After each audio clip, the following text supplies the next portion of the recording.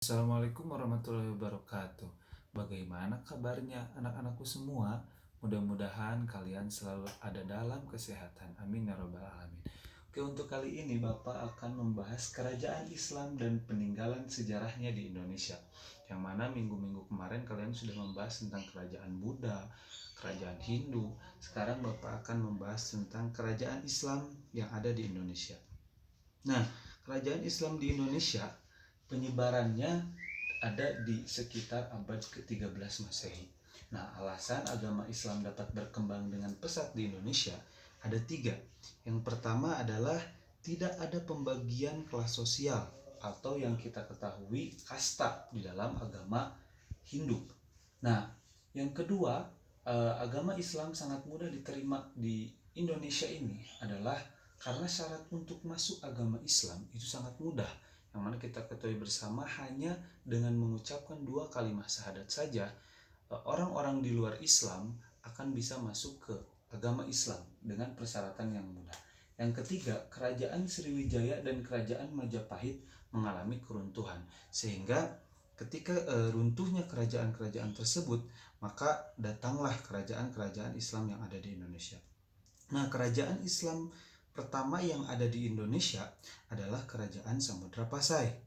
Nah, kerajaan Samudra Pasai ini berdiri sekitar abad ke-13 Masehi dan terletak di Aceh Utara yang yaitu bertepatan dengan kampung atau kota Losemawe. Nah, raja pertama dari kerajaan Samudra Pasai adalah Sultan Malik As-Soleh. Raja kedua adalah Sultan Malik At-Thohir, yang mana Sultan Malik At-Thohir ini terbagi menjadi tiga. Sultan Malik At-Thohir yang pertama dijuluki sebagai Sultan Muhammad, dan Sultan Malik At-Thohir yang kedua dijuluki sebagai Sultan Ahmad, dan Sultan Malik At-Thohir yang ketiga dijuluki sebagai Sultan Zainal Abidin. Nah, kerajaan Samudra Pasai ini mengalami kemunduran pada abad ke-15 Masehi. Jadi kerajaan Samudra Pasai ini sekitar 2 abad mereka memimpin, sehingga di abad ke-15 Masehi mereka mengalami kemunduran karena kalah bersaing dengan kerajaan Malaka. Kerajaan yang kedua adalah kerajaan Aceh, yang mana kerajaan Aceh ini adalah yang berdiri abad ke-16 Masehi, yang letaknya yaitu di sekitaran Banda Aceh. Dan raja pertamanya dari kerajaan Aceh ini adalah Sultan Ali Mughayat Shah. Nah, ya, raja keduanya yaitu Sultan Salahuddin, dan raja ketiga adalah Sultan Alauddin Riayat Shah. Nah, kerajaan Aceh mencapai puncak kejayaannya pada pemerintahan yaitu pada pemerintahan Sultan Iskandar Muda, karena Sultan Iskandar Muda ini dikategorikan raja yang paling bagus dalam pemerintahan pada masa kerajaan-kerajaan Aceh tersebut.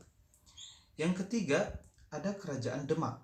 Nah, kerajaan Demak ini yaitu kerajaan Islam pertama di Pulau Jawa.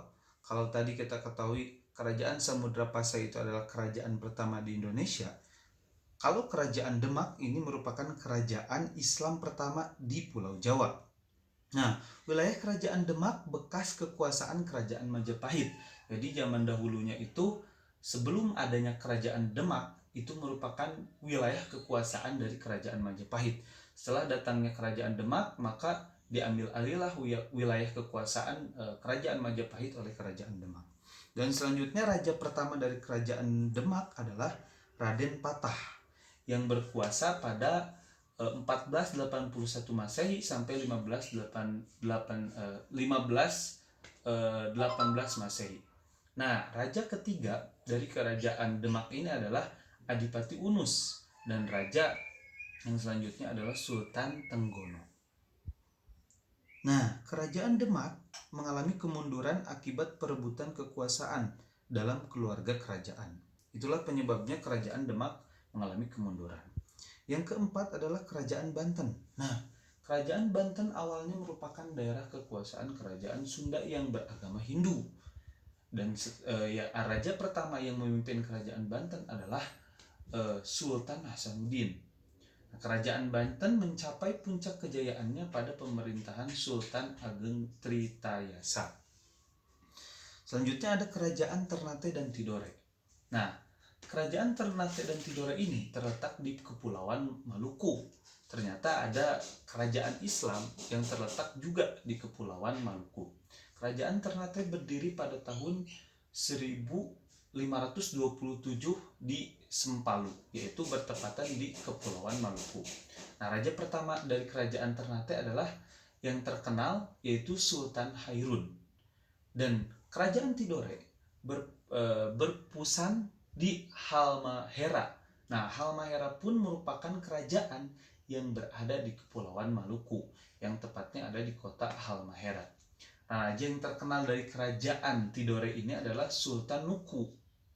Kerajaan Ternate dan Tidore bersaing dalam kegiatan perdagangan.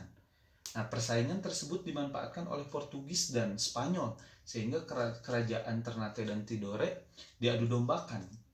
Nah, ketika itu rakyat mulai sadar bahwa mereka telah diadu dombakan oleh Portugis dan Spanyol.